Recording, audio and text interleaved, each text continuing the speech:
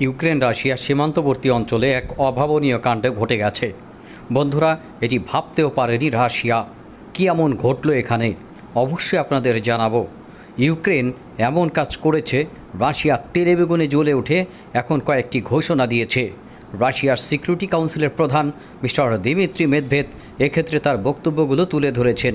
এটি যদি ভবিষ্যতে বাস্তবায়িত হয় তাহলে ইউক্রেনের অস্তিত্ব নিয়ে টানাটানি দেখা দেবে, আমার কাছে এমনই মনে হয়।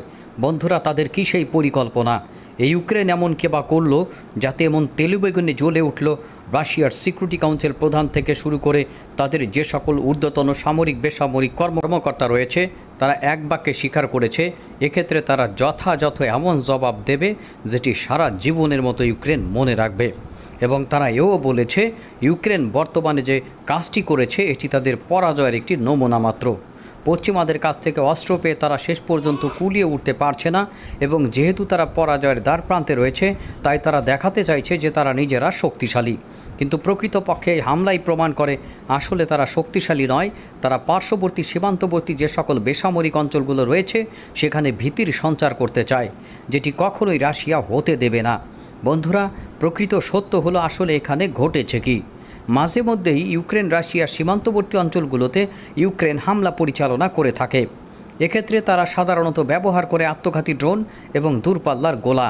এগুলো ব্যবহার করার মাধ্যমে তারা বিধ্বংসী হামলা পরিচালনা করার চেষ্টা করে এবং সীমান্তবর্তী অঞ্চলগুলোতে ক্ষয়ক্ষতির বৃদ্ধি করতে প্রতিনিয়ত তারা কাজ করে চলে। রাশিয়ান বাহিনীর হামলার প্রত্যুত্তর দেওয়ার জন্য তাদের দীর্ঘপাল্লার ক্ষেপণাস্ত্র বা সক্ষমতা খুবই কম। দূরপাল্লার যে সকল আত্মঘাতী ড্রোনগুলো রয়েছে সেগুলো দিয়ে তারা মাঝে মাঝে রাশিয়ার অভ্যন্তরে অনেক দূরে হামলা পরিচালনা করে। তবে চরম সত্য হলো এগুলো তাদের কাছে অ্যাভেলেবেল নয়। তাদের কাছে শুধুমাত্র লং রেঞ্জের বাইরে মধ্যম পাল্লার বা স্বল্প পাল্লার যে সকল আত্মঘাতী ড্রোন বা গোলা রয়েছে সেগুলোর মাধ্যমে সীমান্তবর্তী অঞ্চলগুলোকেই টার্গেট করাই মুহূর্তে তাদের কৌশলগত সামরিক পরিকল্পনার একটি অংশ। আর সেই কৌশলগত সামরিক পরিকল্পনা বাস্তবায়ন করতে গিয়ে বন্ধুরা তারা আত্মঘাতী ড্রোন এবং গোলার হামলা চালিয়েছে রাশিয়া এবং ইউক্রেনের সীমান্তবর্তী অঞ্চল ভিত্তিক শহর স্কার্পে। সেখানে এই চরম হামলায় 5 জন নিহত হয়েছে, শিশু এবং নারী সহ আরও প্রায় 30 জনের মতো মারা গেছে।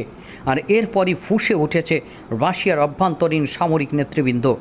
বন্ধুরা, রাশিয়ান সিকিউরিটি কাউন্সিলের প্রধান মিস্টার দিমিত্রি মেদভেদ বলেছেন ইউক্রেনে আমরা কিভাবে আক্রমণ করব সেটি নতুন করে ভাবার দরকার রয়েছে। এখন ইউক্রেনের যত গভীরে আঘাত আনা যায় ততই ভালো। সুতরাং ইউক্রেনে এখন গুনে পড়ে হামলা চালানোর কোনো প্রয়োজন নেই। ওডেসা খার্কিভ থেকে শুরু করে আমাদের কিয়েভ দখল করার পরেও থামা উচিত হবে না। অর্থাৎ ওডেসা দখল করতে হবে, খার্কিভ দখল করতে হবে এবং এক প্রকার কিয়েভ দখল করে তারপরে আমরা ভাবব যে এখানে থামা যায় কি না। যদি তারা মনে করে না যথেষ্ট হয়নি তখন আমরা আরও ভেতরে প্রবেশ করব। আর এইভাবেই তাদের সামরিক পরিকল্পনা সাজানো দরকার। বন্ধুরা, এই হুমকির মাধ্যমে বা পরিকল্পনার মাধ্যমে যে বিষয়টি সুস্পষ্টভাবে সামনে উঠে এলো তাহলে দীর্ঘতম সময়ের জন্য সম্ভবত একটা ব্যাপার ইউক্রেনের এই যুদ্ধটি লড়তে হচ্ছে। তারা যদি এখানে নতুন নতুন অস্ত্রের মাধ্যমে এই যুদ্ধটি জিয়ে রাখার চেষ্টা করে, শেষ পর্যন্ত তারা কতদূর পর্যন্ত সফল হবে আমার বোধগম্য নয়। তবে আমার কাছে মনে হয় ইউক্রেন এখনও পর্যন্ত যতটুকুন অবশিষ্ট রয়েছে সেই অবশিষ্টটুকুন রাশিয়ান আঘাতে থাকবে বলে আমার কাছে বাস্তবিক পক্ষে মনে হয় না। আর সেই অবস্থায় এই দেশটির পাশে কে কে থাকতে পারে এবং সেই অবস্থায় আপনি কতটা শক্তিশালী থাকবেন রুশ এই সিংহকে বশ মানানোর জন্য? বন্ধুরা, রুশের থাবা যেখানে ইউক্রেনের অভ্যন্তরে লাগবে সেখানে ক্ষতর সৃষ্টি হবে। চরম আকারের এই ধরনের হামলার পরিকল্পনা তারা করছে এবং তারা এই হামলার মারাত্মক পরিকল্পনা বাস্তবিক পক্ষে ফ্রন্টলাইনে এবং বিভিন্ন অবস্থায় দেবে এবং দীর্ঘমেয়াদী পরিকল্পনার অংশ হিসেবে তারা দীর্ঘমাত্রায় এই হামলার পরিসর বাড়াবে। তারা খার্কিভ থেকে ওডেসা পর্যন্ত এই হামলার পরিসর বাড়াবে এবং তারা এমন পর্যায়ে যাবে যেখান থেকে আর ইউক্রেনের আপাতত ফিরে আসার কোনো অপশন নেই। তিনি বলেছেন আমাদের কোনো টার্গেট নেই, আমরা বিনা টার্গেটে খেলছি।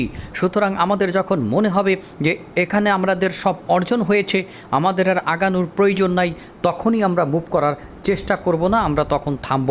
এখন থামাথামির কোনো ব্যাপারই নাই। এখন আমরা ভিতরের দিকে ঢুকবো, আমরা যত ভিতরে ঢুকতে পারি। মনে করা হচ্ছে এটি ইউক্রেনের জন্য একটি চরম মাত্রার হুঁশিয়ারি।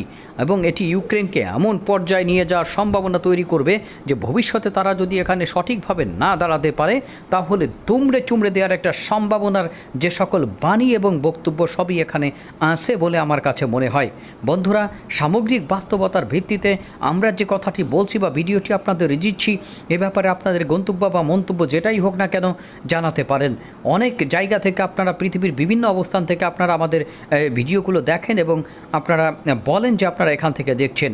সবচেয়ে ভালো লাগে বিশ্বের বিভিন্ন প্রান্তে যে সকল প্রবাসী ভাইরা রয়েছেন প্রতিনিয়ত আমার ভিডিওগুলো তারা দেখে থাকেন এবং বিভিন্ন মন্তব্য করে থাকেন। বন্ধুরা, এক্ষেত্রে তার ব্যতিক্রম নয়। আশা করি আপনারা এক্ষেত্রে গুরুত্বের সাথে দেখে মন্তব্য করবেন। বন্ধুরা, আমরা মূল ভিডিওটিতে ফিরে যাওয়ার চেষ্টা করছি।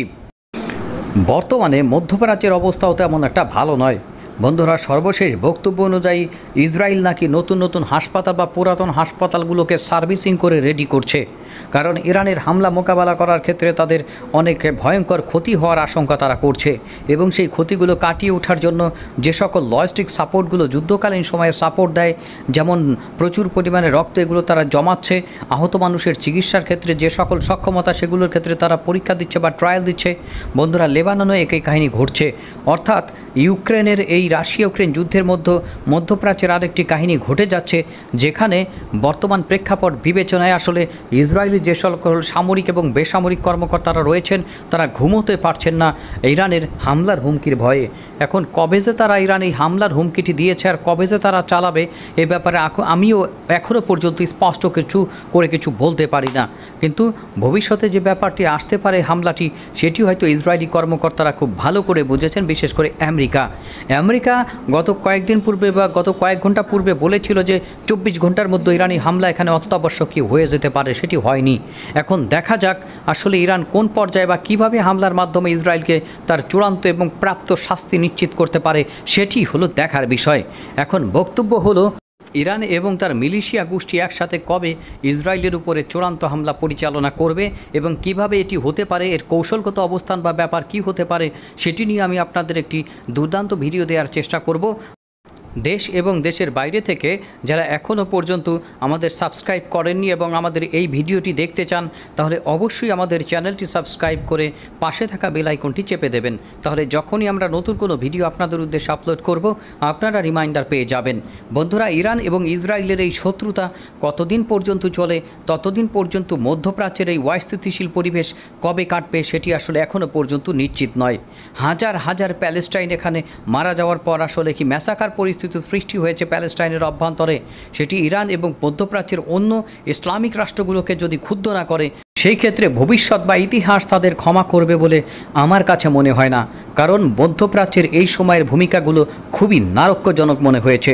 সংযুক্ত আরব আমিরাত বলেন, সৌদি আরব বলেন, অন্যদিকে তুরস্কের প্রেসিডেন্ট ইতিমধ্যেই হয়তো বিভিন্ন হুমকি ধামকি দিয়েছেন, কিন্তু বাণিজ্যের ক্ষেত্রে কিন্তু তারা এক্ষেত্রে দুই কাঠি সরেস, অর্থাৎ ইসরায়েলের সাথে আন্তঃসীমান্ত বাণিজ্য, আন্তর্জাতিক বাণিজ্য থেকে শুরু করে অন্যান্য বাণিজ্যিক ক্ষেত্রে তারা কিন্তু সরেস এবং এক্ষেত্রে তারা ইসরায়েলের সাথে কেউই সম্পর্ক ছিন্নের ব্যাপারে কথাও বলে নাই এবং তাকে চাপ দেওয়ার কথাও বলে নাই। বাণিজ্য কিভাবে হবে এবং আমেরিকার দৃষ্টি আকর্ষণ কিভাবে করা যাবে সেটি নিয়েই তারা ব্যস্ত।